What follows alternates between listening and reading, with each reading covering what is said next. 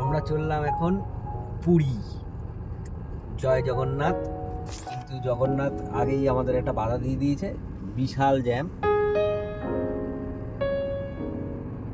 ধুলাঘাট toll প্লাজার আগেই, অনেক আগেই আমরা এখন জ্যামে আটকে আছি।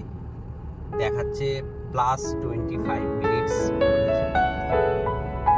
কোনো গাড়ি নো নড়ন চড়ন, আমরা জাস্ট বসে আছি। খুব দুঃখিত তার জন্য, ভীষণভাবে দুঃখিত। আর আমাদের একটা জিনিস, আমাদের বেরোনোর আগে জগন্নাথ ঠাকুর কি বলবো, বজ্র বিদ্যুৎ সহ বৃষ্টি দিয়ে পুরীতে ওয়েলকাম জানানোর জন্য রেডি করে দিয়েছে, কিন্তু এরপরে তো খিদে পেয়ে যাবে।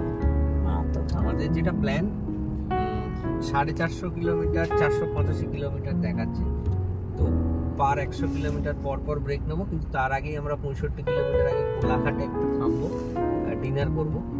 আমরা বেরিয়েছিলাম ঠিক 9:25-এ, এখন বাজে 10:21। আমরা জ্যামে দাঁড়িয়ে আছি। এখান থেকে কোলাঘাট যদি জ্যাম ট্যাম না থাকে তাহলে 1 ঘন্টা লাগার কথা। জানি না কোলাঘাটে কখন পৌঁছবো, কখন। আমার কনসার্নটা ওটাই, ডিনার করা। এখানে আরেকজন বসে আছে, সে ভাবছে আমি যদি একটু নেমে গিয়ে বিড়ি খেতে পারি তাহলে ব্যাপারটা ভালো হবে, কিন্তু আমরা কেউ পারমিশন দিচ্ছি না, যেহেতু এটা হাই রোড। এরপরে আমরা আর জ্যাম পাইনি। কিছুক্ষণ গাড়ি চালিয়ে, কিছুক্ষণ ব্রেক নিয়ে আমরা সকালবেলা 8টার সময় নিউ মেরিন ড্রাইভ দিয়ে লাইট হাউসের দিকে ঢুকি, কারণ ওখানটা একটু ফাঁকা থাকে, তো স্নান করতেও সুবিধা হয়, বেশি ভিড় থাকে না। আর প্রভুপদা নামে একটা হোটেল চেক ইন করি।